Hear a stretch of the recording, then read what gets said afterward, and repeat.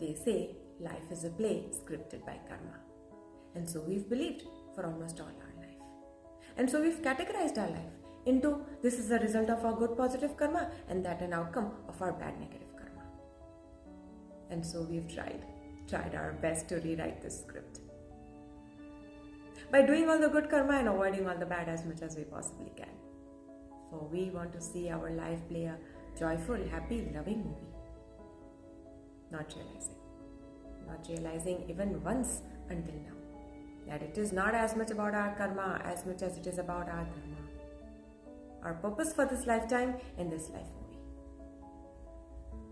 Which is where, as we continue to walk even further on our path of self-transformation, we finally begin to understand that our karma, in the form of thoughts, spoken words, actual actions and such, are based on what we think we should be doing in life. And we all know by now, if you've been walking with me on this path, that our thoughts crop out from our sense of self. Everything we do and do not do stems out of our sense of self. But what if that karma is not a part of our dharma? Then no matter the good karma, it will only feel bad, the outcome will only be negative. And this is why we must ask ourselves not how do I change my bad karma, but how do I find out my dharma? And this is where we must ask ourselves not what good karma can I do today, but how can I live out my dharma today and for the rest of this lifetime. And this is where we also realize our own folly for having focused all our life on our karma instead of finding out our dharma.